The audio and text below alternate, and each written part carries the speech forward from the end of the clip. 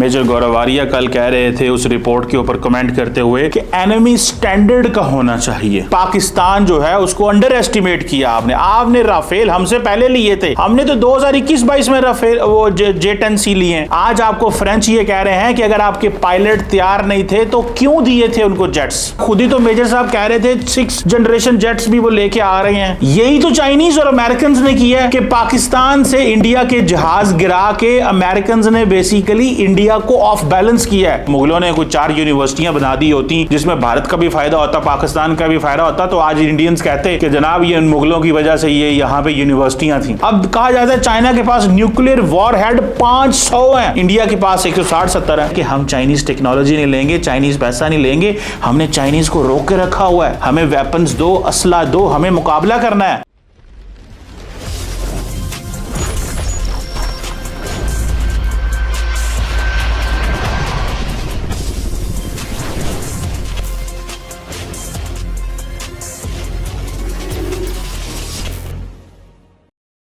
जी hello दोस्तों, मैं हूं कमर चीमा। उम्मीद है आप लोग ठीक होंगे।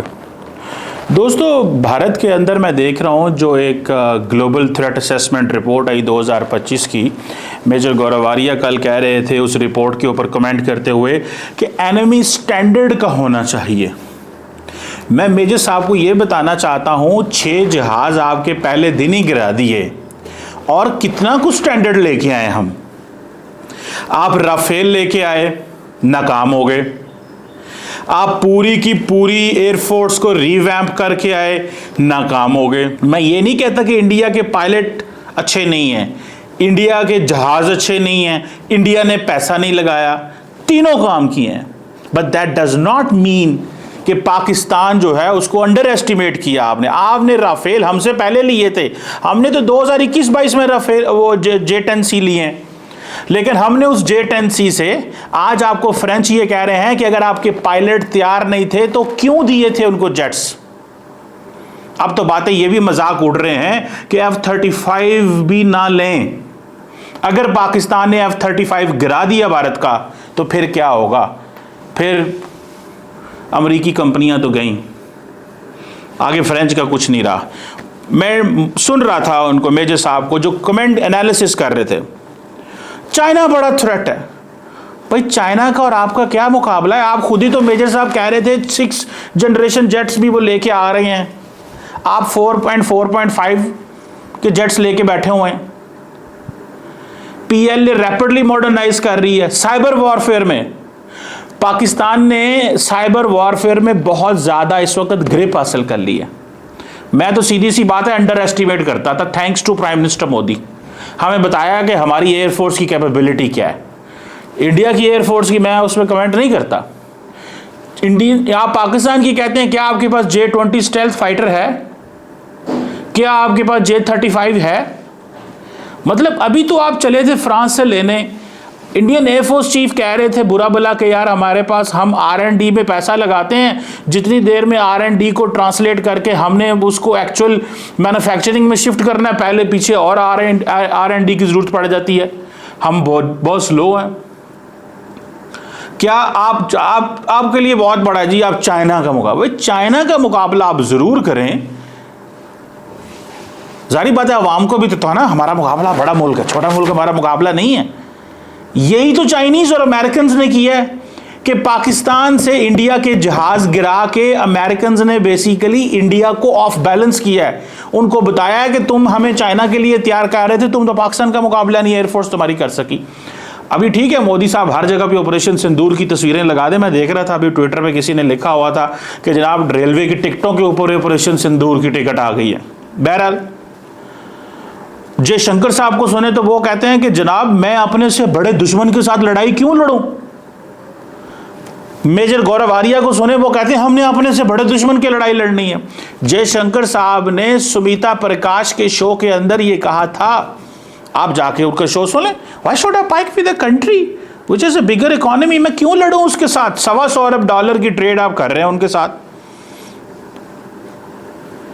तो रियल थ्रेट वो कहते हैं हमारे लिए चाइना है, पाकिस्तान रियल थ्रेट नहीं है, हम पाकिस्तान को कुछ नहीं समझते। ये तो उनके बच्चे थे, बच्चों ने आके हमारे जहाज गिरा दिए। आगे आ जाए, मोदी साहब अगर चाइना थ्रेट है, मोदी साहब की जुबान से आपने बस चाइना का लफ्ज निकलवा दें एक दफा, मैं ज्यादा नहीं कहता। मेजर साहब, मेजर गौरव आर्या वो शख्स हैं जिनको प्राइम मिनिस्टर मोदी फॉलो करते हैं ट्विटर पे। मेजर साहब, आप हल्का सा मिसबेल तो दे सकते हैं ना मोदी साहब को, और कहीं सर लफ्ज चाइना अपने मुंह से एक दफा निकाल दें, लफ्ज चाइना एक दफा, ज्यादा नहीं। हम तुम्हारी डिमांड 2 दफा की नहीं है। मेरे साहब को चाहिए मिसबेल मारें, मोदी साहब को डीएम करें, पीएमओ में अपना कनेक्शन लड़ाएं और उन्हें कहें लफ्ज चाइना अपने मुंह से निकाल दो। आपका मुकाबला चाइना से है ना, तो चाइना का लफ्ज मुंह से निकालो। ओ भाई, आपका मुकाबला मुसलमानों से है, पाकिस्तान से भी नहीं है। वो मुसलमान बांग्लादेश में हो, पाकिस्तान में हो, इंडिया में हो या किसी और जगह पे हो। ये मैंने आपको बड़ी गहरी बात बता दी है, मेरे मुंह से निकल गई है।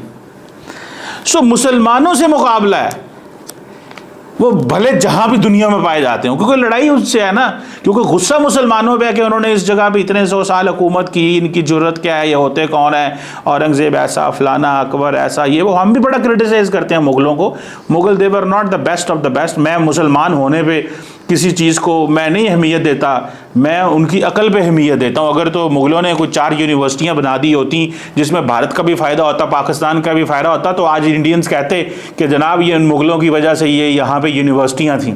उन्होंने भी सिर्फ और सिर्फ राज किया, याशी की, मज़े किए, पैसे कमाए, सोना जवाहरात कमाए और ताकत से और गरूर से और लोगों के सर उतारे। उन्होंने जो किया हम उसको नहीं, हम उसको वो कंडेम करते हैं जो उन्होंने लार्जली किया। मोदी साहब का मुकाबला चीन से है ना मेजर साहब, उन्हें कहें कि चाइना का लफ्ज मुंह से एक दफा, खुदारा एक दफा निकाल दे, नहीं निकालेंगे। हजारों करोड़ के ऑर्डर दे दिए हमने, हजारों करोड़। आपका मुकाबला नहीं है किसी से, आपका मुकाबला पाकिस्तान से ही है। आप सारे वेपन रिसोर्सेज तो पाकिस्तान के खिलाफ लगाते हो। अगर नहीं लगाते तो मुझे बताओ, चाइना की एक्टिव फोर्स आपसे ज्यादा है, 2 मिलियन, आपकी 1.4 मिलियन। मतलब चाइना इज फार अहेड। आपका मुकाबला होगा इंडिया से, उधर से। पर मैं जानना चाहता हूं, अब कहा जाता है चाइना के पास न्यूक्लियर वॉर हेड 500 हैं, इंडिया के पास 160-70 है। अब यहीं से अंदाजा लगा लें, इंडिया कहता है हमारी नो फर्स्ट यूज पॉलिसी है, चाइना कहता है जी हमारी डाइवर्स न्यूक्लियर आर्सेनल है, हमारा जो दिल किया वो हम करेंगे। आर्मी का 10 लाख बंदा है उनका, मेरा ख्याल है सिर्फ। इस तरह नेवी, एयरफोर्स।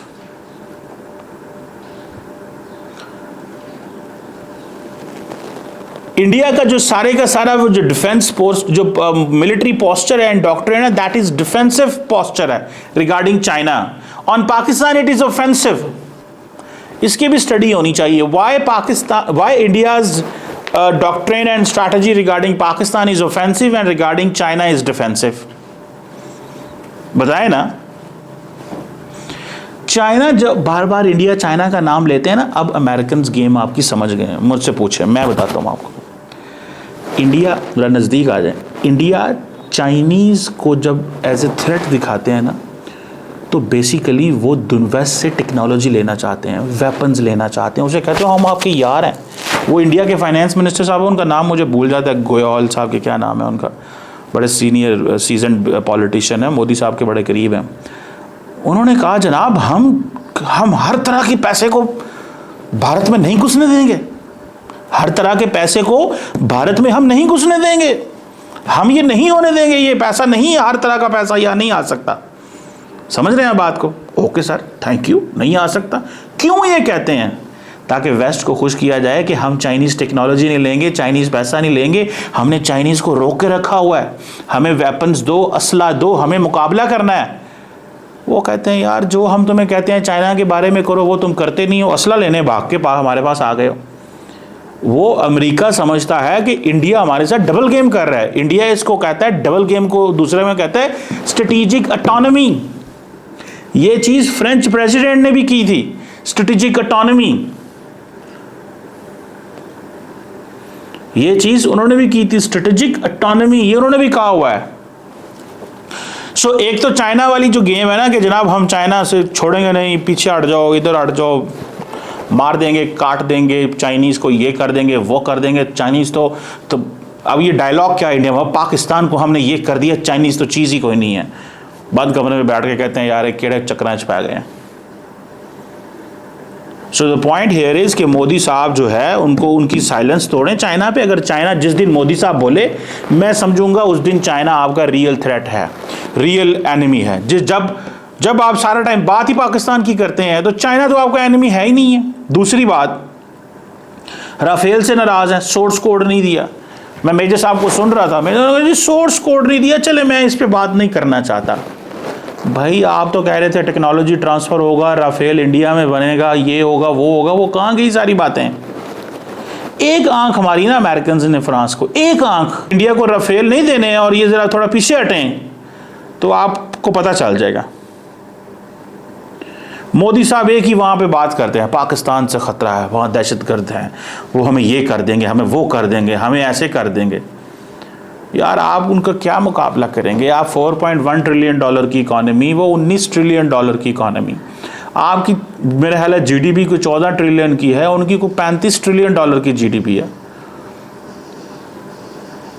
हाँ, तरक्की इंडिया कर रहा है, एनालिसिस में दो नंबरी नहीं करनी चाहिए। इंडिया की ट्रैजेक्टरी बहुत ज़बरदस्त जा रही है, लेकिन वो जो डिस्ट्रीब्यूशन ऑफ वेल्थ है वो नहीं है। डिस्ट्रीब्यूशन ऑफ वेल्थ इसलिए नहीं है कि मोदी साहब ने सारा के सारा प्रोजेक्ट तो अपने दोस्तों को, अदानी अंबानी को दे दिए। सो मुझे ऐसे लगता है what is important to understand कि चाइना आपका टारगेट है just to show it to the world. Pakistan को हम कहते हैं आम सा दुश्मन, सारी तैयारी पाकिस्तान के हवाले से है। सियासत, डिप्लोमेसी, मीडिया, सोसाइटी, हर चीज़ पाकिस्तान के ऊपर फिक्स है। और अमेरिका को बताते हैं कि हमारा जो असल टारगेट है वो चाइना है। और उसकी वजह एक सीधी सी है भाई, अगर चाइना नहीं कहेंगे तो क्या कहेंगे? मुझे बताएं ज़रा। चाइना नहीं कहेंगे तो क्या कहेंगे? जयशंकर साहब तो कहते हैं मैं अपने से बड़ी इकॉनमी से, अपने से बड़े मुल्क के साथ लड़ाई क्यों पकड़ूंगा? इसलिए तो चाइना का नाम नहीं लिया जाता। प्रधानमंत्री साहब चाइना का नाम लें, मुझे पता चले तकरीरों के अंदर शी जिनपिंग को गालियां दें, जैसे पाकिस्तानी लोगों को कहते हैं कि मैं तुम्हारा, गोली तो मेरी है ही तुम्हारे लिए, कहते हैं ना मोदी साहब। तो मोदी साहब को ये कहें कि अगर गोली आपके पास है तो ये गोली जरा चीनियों को तो कह के दिखाएं, वो आपका दुश्मन है ना। ये सिर्फ अमेरिका को दिखाने के लिए दुश्मन है। और अमेरिकन, मैंने आपको पहले भी एक दफ़ा बताया था, in my once I was in Europe, in the heart of the Brussels. I met an official there. It was a top official, and he served in India. उसने कहा when we deal with India, we are investing in patience. हम सब्र में पैसा investment कर रहे हैं। कहते हैं हमें ज़रा अच्छा नहीं लगता ये जिस अंदाज थे, वो जो एक मैं लफ्ज़ बोलता हूँ ना, स्ट्रेटेजिक एरोगेंस है इंडिया की डिसीजन मेकिंग अपरेटस के अंदर। और ख़ास तौर पे इंडिया का फॉरेन ऑफिस ऐसा नहीं है, ये पॉलिटिकल क्लास है जो ऐसे करती है। ये फॉरेन ऑफिस नहीं ऐसे करता। मैं आपको मज़े की बात बताऊँ, the foreign office doesn't do that way. Foreign office is nice, is decent. Foreign office is always like it goes in a way के it understands the reality. So मैं समझता हूँ कि ये चीज़ें जो हैं वो इम्पॉर्टेंट हैं और समझनी चाहिए कि भारत को इस चीज़ को समझ लें कि पाकिस्तान जो है वो आपका टारगेट है, आपका मेन दुश्मन पाकिस्तान है। There is no other country. अगर कोई है तो मैं उसको बारे में जानना चाहता हूँ, मैं समझना चाहता हूँ, और मैं जानना चाहता हूँ कि क्यों है। चाइना आपको आपका दुश्मन बना दिया गया है। ठीक है, 1962 की वॉर लड़ी, LAC के ऊपर मसले हैं। अभी तो शी जिनपिंग कह रहे हैं India dragon elephant tango, Xi Jinping ने आपको गले से लगा लिया है भारत को। शी जिनपिंग ने क्यों गले से लगाया? ताकि आपको जो ये जो स्ट्रेटेजिक ऑटोनॉमी की आप बातें करते हैं ये करते रहें। उन्होंने कहा कि अगर भारत अमेरिका के कहने पे हमारे से नहीं लड़ रहा, ये हमें अपना दुश्मन नहीं समझता, तो हम क्यों इंडिया को दुश्मन बनने दें? आप कहते हैं कि पहले हम उस जरा काबिल हो जाएं, फिर इंडिया चाइना का मुकाबला करेंगे। It will take you a lot of time. American बहुत पीछे रह गए हैं। और जिस तरह पाकिस्तान इलेक्ट्रॉनिक वॉरफेयर में एंड साइबर वॉरफेयर में अभी इंडिया का और हमारा मुकाबला साइबर वॉरफेयर में होना है। मैं आपको बात बताऊं, ये जहाज़ों जहूज़ों में होना है। देखिए इन्फेंट्री से कुछ भी नहीं लड़ना उन्होंने, ये जहाज़ों में होना है या ये कंप्यूटर पे मुकाबले होने हैं। ये Pakistan electronic warfare and cyber warfare. So Pakistan के पास जो टेक्नोलॉजी आ रही है चाइना से, मैं कल वो किसी इंडियन एनालिस्ट को सुन रहा था, उसने कहा you can not defeat Pakistan. Why? Because for defeating Pakistan you will have to defeat China and you can't defeat China, which is obviously understandable. बात उनकी समझ रहे हैं, वो बात सही कह रहे हैं कि पाकिस्तान को डिफीट करने से पहले आपको चाइना को डिफीट करना पड़ेगा। And can you defeat? No. ये है सिचुएशन भाई साहब, इसको थोड़ा सा अंडरस्टैंड करें, इसको थोड़ा रियलाइज करें, इसके ऊपर कमेंट करें। I hope things get good, I hope things to be normal. लेकिन ये फेक न्यूज़ है कि चाइना हमारा असल टारगेट है। चाइना टारगेट है हम वेस्ट को, अमेरिका को दिखाने के लिए। असल टारगेट है आपका पाकिस्तान ही है।